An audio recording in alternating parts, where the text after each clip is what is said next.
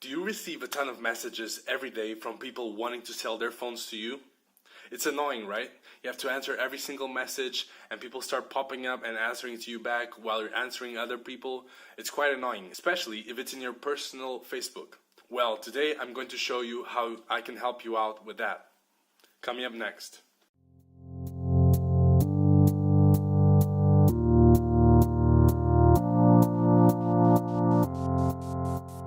Hey guys, this is Broke to Beast, where we make videos about starting your own business online or offline, as well as follow along my own journey. If you like entrepreneurship and business content, make sure you go down below and subscribe because we post videos every day about flipping phones, entrepreneurship, startups, and how to live the life that you want. Alright guys, so let me help you out with all those messages and all that annoyance that you receive every day. The first thing that I would suggest you to do is to create a separate Facebook account. This is for the people that receive messages for deals on their personal Facebook account. But usually, I like to check my messages not as soon as I wake up.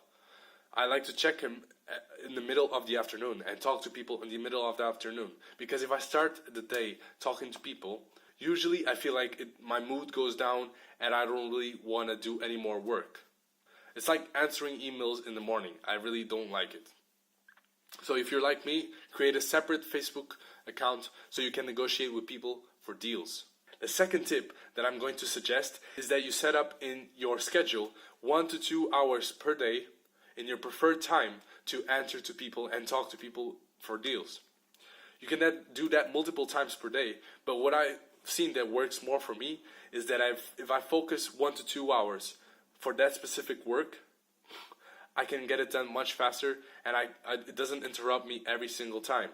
So usually what I like to do is set up a couple hours to answer to all the people, and I put some good music on, some music that I can work to, and I'll answer every single buddy and answer to the messages that I've received. I like to listen to Taylor Swift and Katy Perry when I'm doing it. No, just kidding. But yeah, sometimes a little bit of Taylor Swift is not too bad. Shake it up, right? The third way that you can speed up the process of answering people is through this simple tip. First, what you have to do is in the ads that you're actually displaying that you buy phones from people, you say that when people should message you, they should write what the things that you want. So the condition, for example, the condition, the amount of storage, the gigabytes, the carrier, if you do that, or unlocked, if it's iCloud locked or not, if you're dealing with iPhones. If you have any other things that you want to know beforehand about those phones, it's best to put that in the ad. Now, people are stupid or they're probably lazy, so most of them will not answer your ads with the full information, which is pretty annoying, but you know, it's people, so you just have to deal with that. So what I usually like to do is when people answer with me with interests and they say that they have a specific phone, whatever information is missing from what they're saying about their phone is what you're going to text them back. So imagine you have a default amount of specifics that you want to know about the phones that you put in your ad. You copy paste that to your messenger. Every time somebody sends you a message that saying that they want to sell their phone to you, you paste that on your message box and you see what information have they given you and you take that out from the list. So just do bullet points and take it out, whatever information they have already given to you. This is much faster because it's very easy to do. It's just copy paste and you can do it with a lot of people in a very short amount of time. Another thing that you can do to cut up time from these conversations with people is you're going to receive a lot of no's and a lot of people that want a lot of money for their phones for no reason because they have no idea about the market price and they don't understand that you also have to make a profit.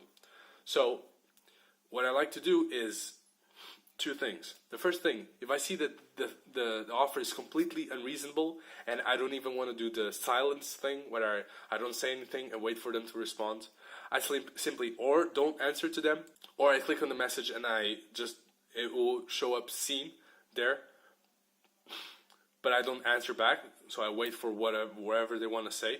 Or I simply have another copy-paste answer of saying, I'm sorry, we're not interested in something specific, and thank you for your time. Now, depending on what message you want to send, If people put a too high price, I'd say don't answer and see what they will say again, or try to negotiate with them.